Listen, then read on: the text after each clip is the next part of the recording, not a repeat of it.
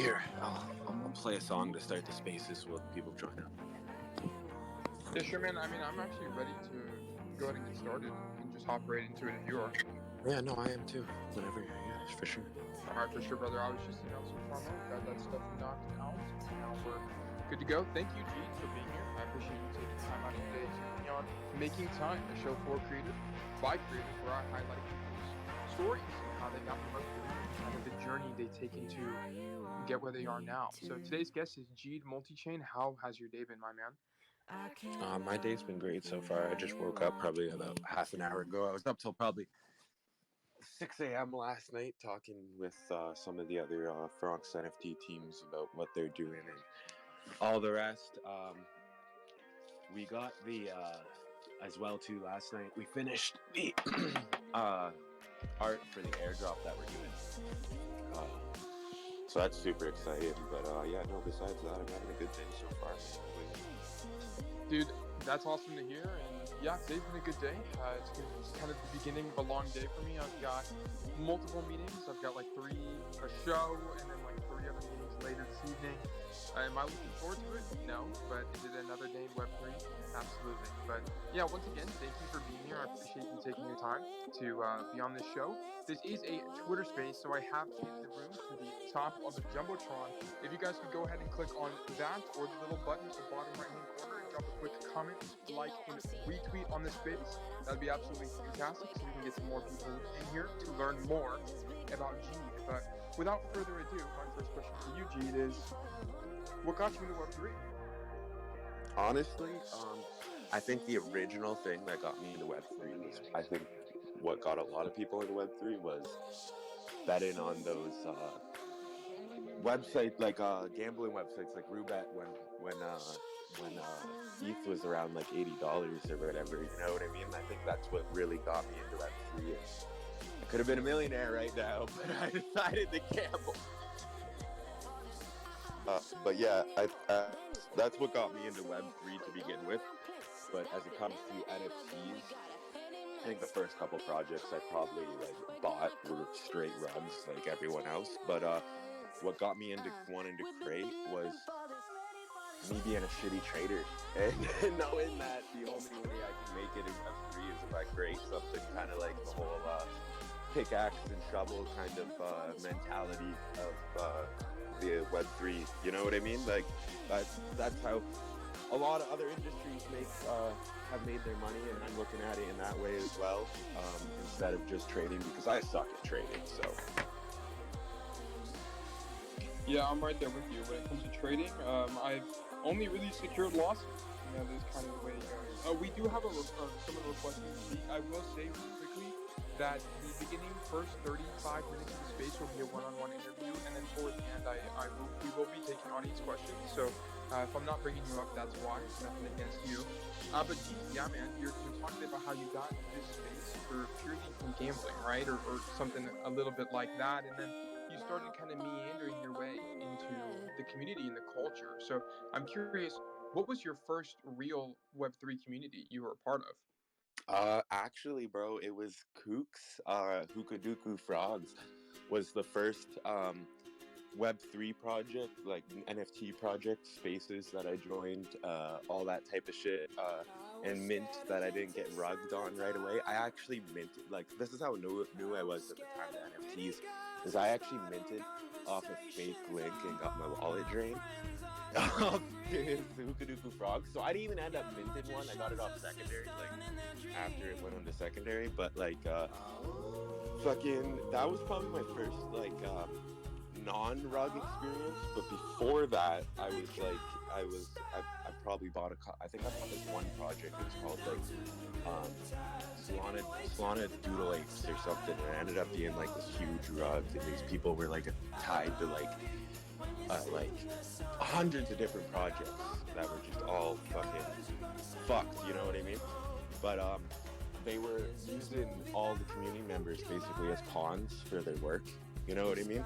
And that's where I kind of learned the ins and outs of the backsides of how NFTs work, is because like they kind of like asked me to help them with marketing and whatnot, and like once we figured out it was a rug, obviously we stopped fucking helping and stuff like that and all the rest. But like we learned a lot of things from just being their little pawns, you know what I mean? So that's where I kind of got the niche for like, yo, I can do this and do this good and not fuck people over, you know?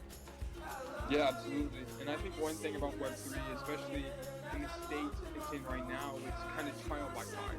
You know, you said you kind of had to learn things the hard way. You worked for these ruggers, more or less. You minted from one of these drainer links and got drained, you know, and stuff like that kind of sucks. And I think that's kind of the testament to where we are right now. The user experience isn't great. People are getting drained left and right. There's these terrible ruggers and so on and so forth. So you said that as you worked through this, right, and you worked through this project and try and kind of discovered your talents in marketing and community building and so on and so forth, what made you kind of feel inspired to launch your own project and kind of pursue Franx and so on and so forth? Well, Franx isn't my first project. I've made a project before Franx, but I made two before Franx actually. The first one we ended up minting like only 60 out of the whole collection, and then I just refunded everybody. But basically, honestly, like my fire came from losing so much money on that first rug and getting drained and all the rest. Like my fire came from that. I was like, I need to make this money back. You feel me that I lost? And like I was more like fire and passion driven. I was like, I need to do this. I know I can do it, and I ended up doing it. You know what I mean? After my first project, which was some stupid, it was called Rue Crew or something. That's where I met Sid Dragons and people at Tayo and people at Boku. Made all these connections and stuff. I remember like Coop gave me like our first like collab, so it like that like kind of spiraled into getting Lion Cats and then getting all these other things. That was when all those projects were big at the time. And like Boku were like the top dogs, Mindfolk were the top dogs, you know what I mean? But regardless of that, I kind of met everyone through the space around that time and made connections with people like Zin Dragons and all the rest. And then I went on this one day. My friends were, I saw my friends creating this other project that you all know. I don't like talking about it or saying the name. People told me not to, I got advised not to. But basically, this other project I kind of got brought on as just they didn't know how to market or didn't know people in the Web3 space really. So I kind of got brought on just to market it and all the rest. And it was at probably 300 people on Twitter, or 500 people on Twitter and 300 people in Discord when I joined the project. And then within a week, I got it to like 10K and 10K. And then like in a month, it was at like 100K and 100K. And it was popping. We had over 100K on Twitter, 100K on Discord, but it ended up failing because there was too many cooks in the kitchen. There were 6 different founders. Decisions never wanted to get done when you wanted them to get done because you had to wait for 6 people to make a decision. And then 3 of us ended up selling out on good terms. We even signed, and it was completely good terms. Like we even signed NDAs so the other founders can't speak ill on us or anyone else who was involved in the project because it was on good terms. You know what I mean? Especially me. The other 2 founders kind of that left at the same time I did. Everyone was kind of mad at them. No one was mad at me. Everyone was super shocked when I left. And when I left, it was more to kind of go create my own thing, and because I kind of knew things were going to go wrong with one of the founders who was trying to take over. Had a big thing to do with like the money left over to pay the taxes, and then like I would have had to entrust this one person to go pay the taxes because I'm a Canadian citizen, you know what I mean? So like I personally didn't trust him to go pay, like give him $80,000 and him to go pay the taxes. So that was one of the main reasons why I left. You know what I mean? Is because of that. I didn't want to be involved in that any type of way. I didn't trust the guy, and it ended up that the guy ended up stealing all the rest of the money. So I was right. And but to touch on that a little bit, I felt huge regret from it and stuff like that. I've never felt this feeling of regret in my life. Like 24 hours after I sold out, I was begging everyone, the 3 founders who were left. I was like, yo, I'll just give you the money back, you know, come back. I don't give a fuck. Like I was like an ex-girlfriend, you know what I mean? That was like going crazy. But basically, it sounds stupid. I know people tell me not to say that, but it does at the end of the day. But like I ended up trying to kill myself like after a week of trying to like beg them to come back because I felt to myself that they were my friends, and they just showed me that they weren't my friends. They were just in it for the money or the project. You know what I mean? It wasn't about the friendship. And I was thinking about the friendship and the community that I lost. You know what I mean? And that's why I was so regretful. Like literally, I would wake up for that whole week before I tried to kill myself. I'd wake up, I'd get up as soon as I get up, and I'd just start pacing around my house. And I had this huge pain in my chest that I couldn't get rid of, no matter what I did. Walked around the block probably 1,000 times in that week span. But anyways, I went to the hospital for a couple weeks. And was all good after that. And then I was super depressed though for like 6 or 7 months.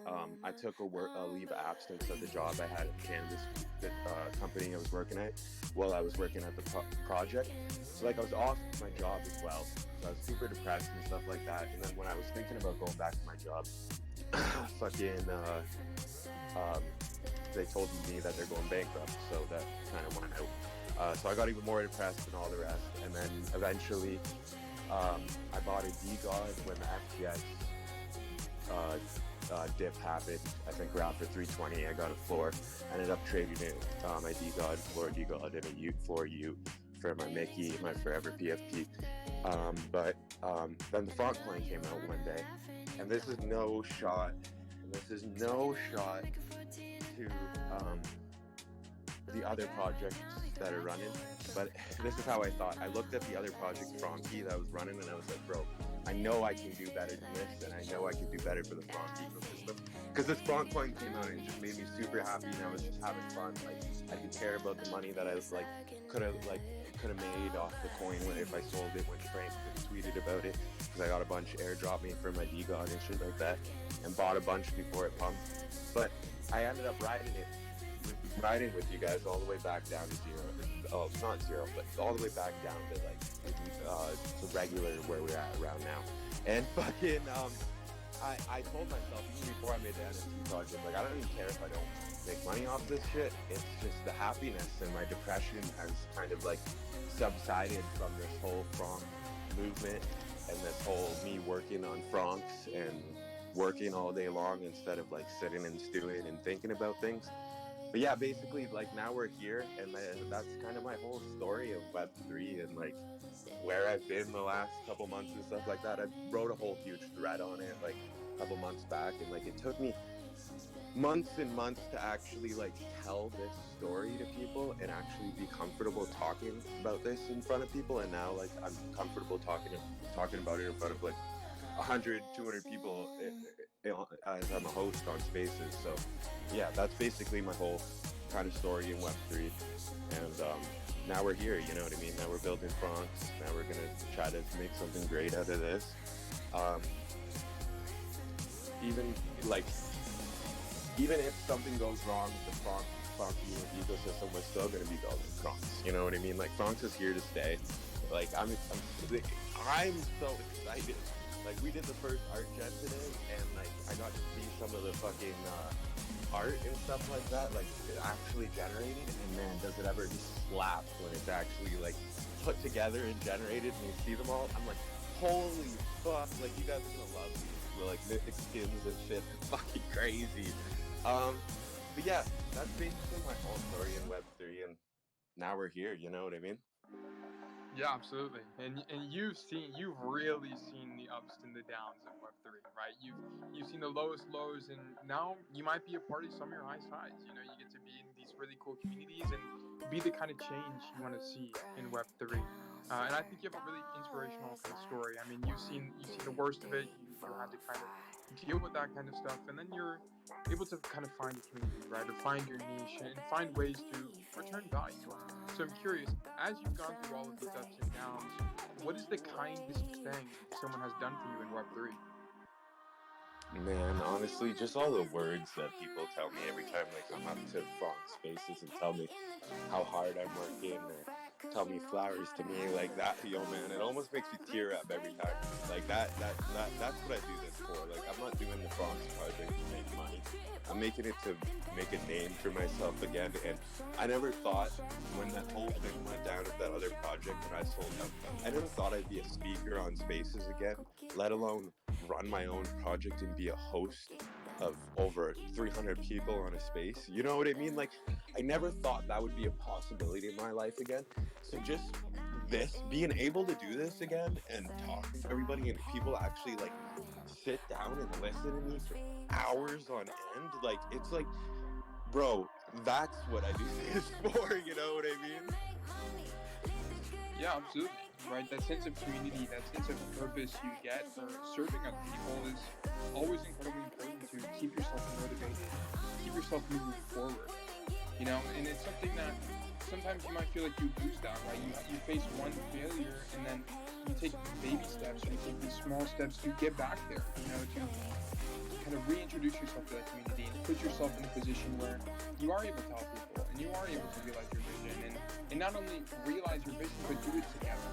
You know, achieve a unified dream, or a sense of, and reach that sense of accomplishment together, absolutely. So I'm curious, you've kind of been through it all, right? You have these long days in Web3 and so on and so forth, and you've been involved in these projects, and you're helping other people.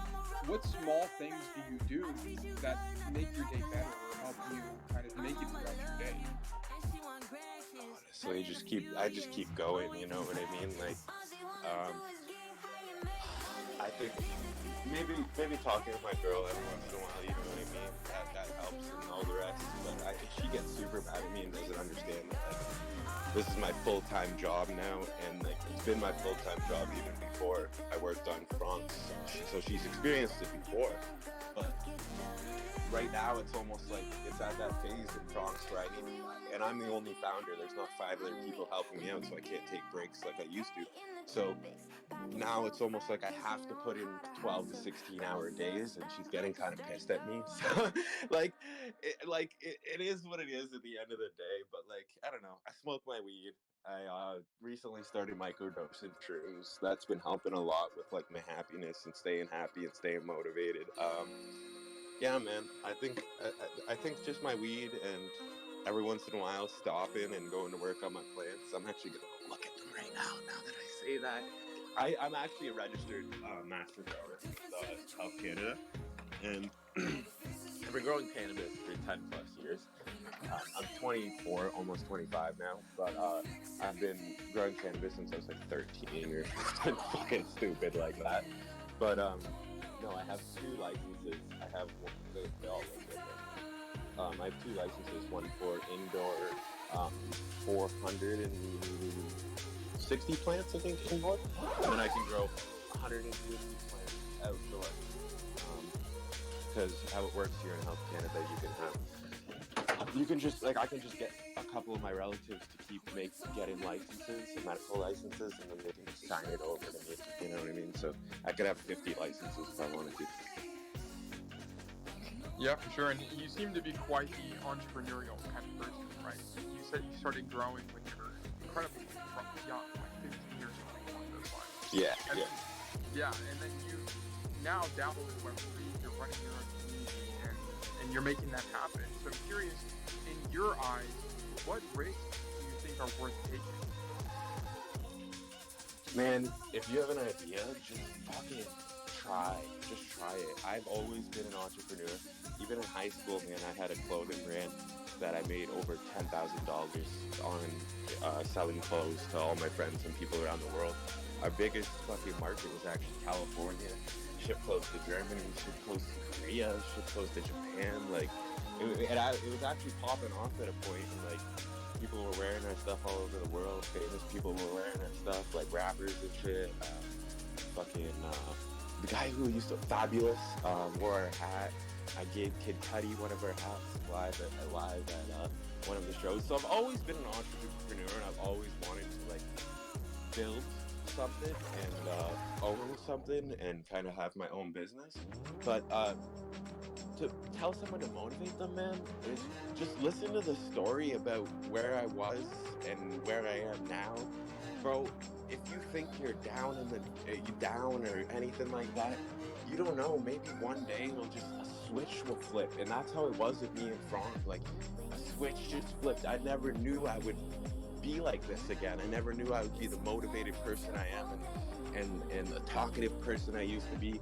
For months I was super quiet, man. Just don't give up, and try anything you think you can put your mind to. And I'm super excited because we're trying to culminate the clubs, kind of like Youths has, with our traits and stuff like that. And like, I know that Randy, one of the girls who always comes up to our spaces and talks, she's already starting to work on the girl kind of club, you know what I mean? Because there's going to be 500 girl NFTs at least, and then a couple one-on-ones.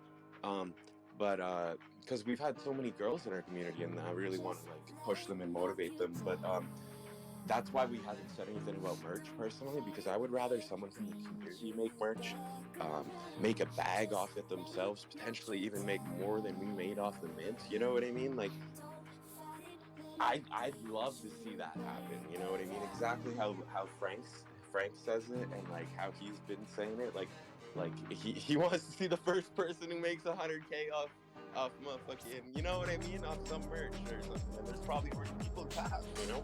And I know that we're gonna try to set up the club leaders as people who are trusted in the community and stuff like that, and like people that I've talked to on spaces and all the rest. Obviously we're gonna give everyone a chance, but I really want to have those club leaders be people that we can trust at the end of the day, because I want to hook them up with multi-sigs, hook them up with ideas, and then push them and market whatever they want to do. If it's a little NFT project that's for their trade, or if it's a merch, or if it's anything, you know what I mean? Like, they could really push anything. If it's some charity thing they want to do, you know what I mean? Like, I'm super excited, and I can't wait. And I think that girl dab is gonna be something that y'all gonna be wanting to be a part of, even the guys. Yeah, man. And I think enabling this sense of innovation and this sense of entrepreneurship is incredibly important in Web3, right? So, like you mentioned, you want to have these resources available to people so that they can pursue what their vision is, you know? They can make their own vision or their dream a reality kind of independently, while still being parallel to what you guys are doing in Prompt and so on and so forth. So one thing you mentioned I thought was interesting is when you were in high school, you kind of created your own clothing brand and put that together and explored what that kind of meant. So I always like to ask this question to anyone who is engaged in anything along those lines, and I'm curious, what is your favorite piece of clothing that you own, and what does it mean to you? My favorite piece of clothing that I own, I could say two things. Okay, I'll give you two things. Probably my Supreme Neil Young t-shirt, the photo Neil Young t-shirt, just because I got it for so cheap, because nobody my age knows who Neil Young is. I respect Neil Young, and now it's like a $2,000 t-shirt, and I just will cherish it for the rest of my life and never get rid of it, because I love Neil Young. And then probably just because it has sentimental value to me, probably my pink, you know Lil Peep? Yeah, okay, well I have the pink camo hoodie, the Hellboy hoodie with the Bart Simpsons, the original one from the Super Radical drop. It's like $1,000 hoodie like now, but I got it for like $50 or something. But like, I wore that when I went to his concert 2 weeks before he passed and stuff like that. So it was a $60 sweater at the time and stuff, and like beat up as hell, but it's a beautiful sweater, and it's like something you never really see, you know. Yeah, for sure, man. And it's really those, for me in particular as well, it's those kind of band music related stuff that really gets you. Like, and I love the Terrence Little Peep Worlds Away is one of my favorite tracks. I love Hellboy, it's on the record. But yeah, right. And for me, I have this pair of really super beat up Air Force Ones. And for me, it's crazy how a simple one piece of clothing, whether it's shoes or a shirt or whatever it is, can really change everything about you. You know, I'm kind of short, so I'm 5'7", and whenever I put on my Air Force Ones, I'm 5'8", but I feel like I'm 6', you know what I'm saying? And that sense of confidence you get for just small things like that can make all the difference, right? And I'm curious, this leads into my next question for you is, when have you felt most confident in your life, and what kind of flipped the switch for you? Man, when I'm creating and doing stuff, I could say like the points that I probably felt the most confident is probably when I first started building my grow room in my house. I was like every day I'd come home and I'd be like, "Yo, Dad, like this is what I'm gonna be doing. This is what I'm gonna be doing," and then I'd go downstairs and build it, and I'd talk so much to him where I'd like almost to a point where he would like get mad at me and be like, "Yo, shut the fuck up," you know what I mean?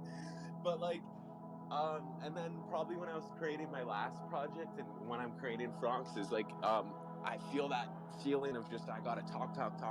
Like whenever I talk to somebody about the project, like I'll go upstairs because my dad let me, bless my dad, he let me have he has like a basement apartment, a 2-bedroom apartment. I have one room that's a grow room, my own kitchen, my own bathroom, all that type of shit. So he hooked me up, but regardless of that, I go upstairs all the time and fucking his friends will be up there and I'll just talk. So I feel like this is when I'm like, that feeling is when I'm creating or doing something is like I just feel great and amazing, you know? Yeah, for sure, right? Whenever you're kind of in your zone, you're building that thing you've been so excited about, and you get to talk about it, you get to share it with everyone, and you always look forward to working on it. That's those are some moments to treasure for sure, right? And those are the days you wake up and you're excited to put in the work, and work those 16-hour days or whatever. And it's always so cool to take those steps to realize it and make it happen. But absolutely, right? And I love your story, right? I love how you've taken all these steps through entrepreneurship. You've tried things, you've failed, right? You've failed countless times, it seems like. But now you're still here and you're still trying. So I'm curious, why haven't you given up yet? Believe me, I've thought about it many times and I've been in that dark place where my clothing brand, how that ended, I was running it with an ex-girlfriend. She was helping me package and ship everything. Kind of lost motivation when we broke up, and then I went in a super dark place. And then Suteki, or the project I was a part of last time, we went into a dark place and all the rest after that. So going into a dark place happens really often, but it's almost like something clicks and something happens and I snap out of it. So that's why I try to always tell people, if you're in a dark place or anything like that, like just keep thinking it can happen. I know it's hard, and I believe me, bro. I had counselors, nurses come to my house fucking while I was in my 6 month long depression. Multiple different people come to my house, tell me a million different things. Just think happier, just all this, and it went in 1 year, went out the other. You know what I mean? So I understand that people don't. It doesn't like resonate, but I'm telling you, one day something will happen and it'll just click. You know what I mean? It'll be like, wow, I'm out of it. You know what I mean? And it happens to everyone, and I've seen it countless times to myself. It's happened 4 or 5 times in my life. So just keep looking to the positive side and keep looking to the brighter side of things. Right? Yeah, that sense of positivity, and it also kind of draws that sense of consistency as well, right? Like, it may never seem like something's going to happen or that, your dreams will be realized, but if you just keep at it, keep showing up, keep waking up, that's the whole thing. One day something will happen and you'll cross the finish line. One day, or it'll happen. You kind of just have to have that sense of hope that you'll get there. You'll probably find it. The universe operates in strange ways. You never know what might happen. But this has been a fantastic discussion, G. I've loved talking to you more and learning more about your journey through Web3 and so on and so forth. So we are coming up pretty close to the end of the show. So I'm going to ask you a handful more questions and then we'll go ahead and wrap it up. But once again, thank you guys for being here, right? Making time is, I enjoy these shows because not often do you get to learn more about the inner workings of some of these people who kind of create things in the space. But if you do have any questions, you can go ahead and request, and we can get some questions in here at the end of the show. But I will ask a handful more, and then we'll move on to the audience. But so you've been kind of putting in the work, navigating Web3 and kind of making it all happen. I'm curious, what do you think is the worst piece of feedback you've ever gotten?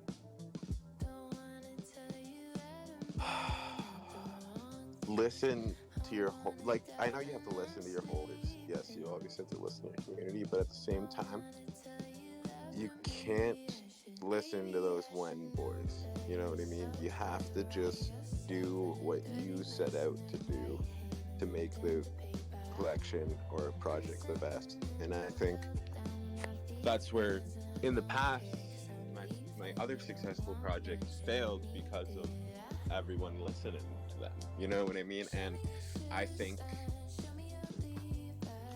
not taking your time is probably the worst.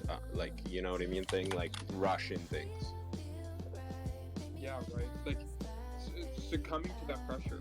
You know, a lot of collections, they do have that community, right? And oftentimes they are vocal, but ultimately it's still your business, it's your collection, it's your vision. You know, and sure, you can take feedback and you can approach it constructively, but ultimately you need to stay focused and take your time and really plan out your next step and be strategic about things like that. So I agree with everything you're saying here. So I know Jamos was the first person I brought up on stage. Jamos, do you have a question for you? Hey, what's up, man? Nah, just you know, it's just vibing with G. Feel his story, and you know, same kind of stuff on the way in for Web3.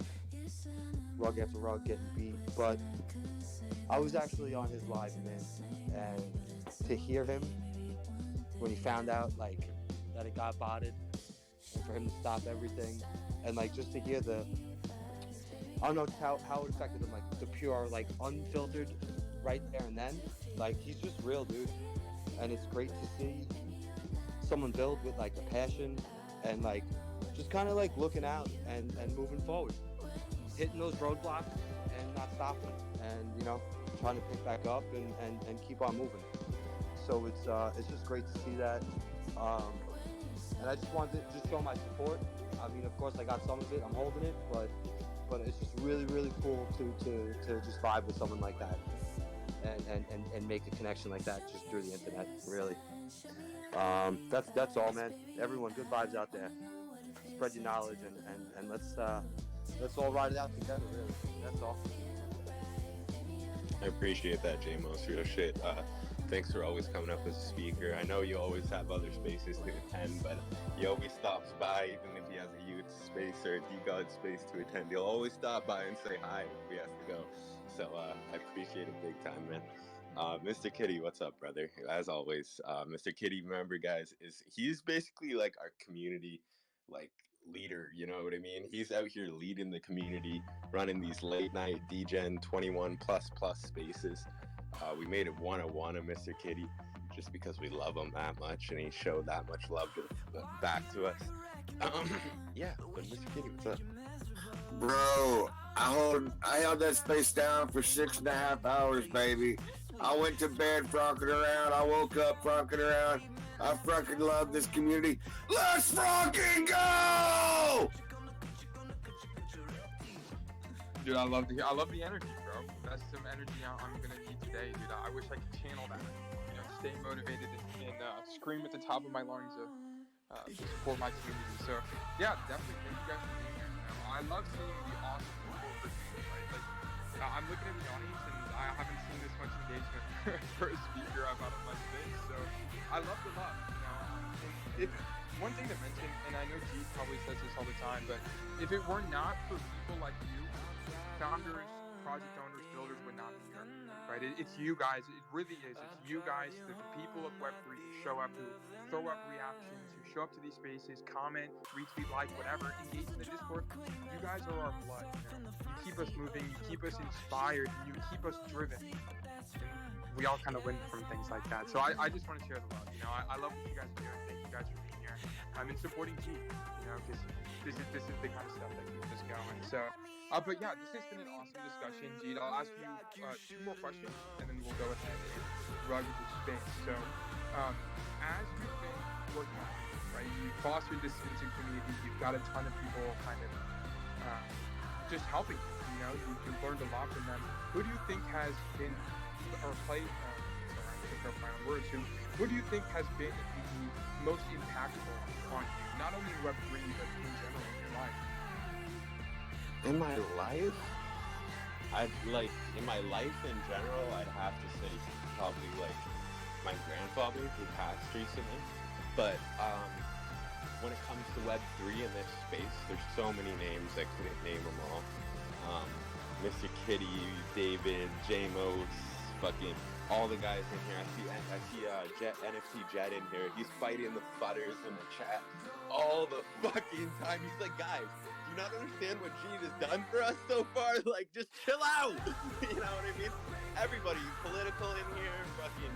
I see a bunch of names in here that have come up and spoke and all the rest. And honestly, it's all everyone, man. Like, everyone is putting some sort of hand. Coop, Doctor, like I talk to Doctor all the time. Like he'll message me sometimes. He's like, yo, what's good, bro? You want to like get into college, talk? you know what I mean? So like, yo, everybody, and like real shit. Like if I tweet something wrong, like yo, like Doctor really helps me out. Like if I tweet something wrong or something like that, he'll hit me up instantly and be like, bro, delete that. Let's get this out differently. You know what I mean? So real shit. Like honestly, everyone around me, man, in this Web3 space who has put some sort of hand or said, even throwing up a heart emoji while we're speaking about things that I like, you know what I mean, or that we enjoy as a community. That's really it, you know? Yeah, for sure. It's those homies, you know. And I kind of mentioned it earlier, right? The people who show up, you know, and are there to support you and call you out when maybe you're doing something a little bit out of pocket. Those are the people that kind of really keep us inspired and really help drive us forward. But this has been an awesome conversation. I do want to ask you, if you had to start over in Web3, what would you do differently? More research. Find somebody who can give me a guiding hand, maybe, that already knows something about Web3 instead of just going in like a blind bat. But I learned from my mistakes, and I know a lot of other people do in Web3, but finding someone who can really show you the ropes and give you like I remember like I've onboarded a couple of my friends who were working at work I used to work at, and like they minted a bunch of my last projects, and I gave them like this whole list of like, don't click any links, don't like if you get DMs offering you things, it's not real, and it was like this whole list of like how to not get fucked over on Solana. And like, I wish I had that list when I started. I just had to learn it for myself, you know. But yeah, maybe having someone as a helping hand. Yeah, for sure. It's always awesome to have a mentor or a close friend that you can learn from and kind of pick their brain about certain things. So you not only do not get scammed, but maybe you save yourself from some rugs or from hardships and having to learn things the hard way. But G, this has been an awesome discussion. I really appreciate you taking the time out of your day to come on Making Time and tell us a little bit more about your story and what you have going on. This is a daily show hosted by me, HG Socrates, on the Syndicate Network. If you enjoy shows like this, I will have another one tomorrow. I have Making Time with the artist. His name is Hamster Labs. He actually built the first on-chain one-of-one art collection, like the art I actually on. So if you're interested in learning more about that, I have space tomorrow. Go ahead and go up top. Drop a quick comment, like, and retweet, as well as set a reminder. And I hope to see some of you guys around. But G, do you have any closing kind of final thoughts before I left the space? Only thing is, thank you for having me up here. I love these hard-hitting questions, or just questions overall. You don't get them a lot in normal spaces, so I appreciated this, and I really wanted the community to hear this. So I'm glad we did it. Absolutely. I'm so glad to have had you. I think this has been probably one of my favorite shows so far, and we're 30 some odd episodes in. I think 32. You might be the 32nd episode. Let me double check here.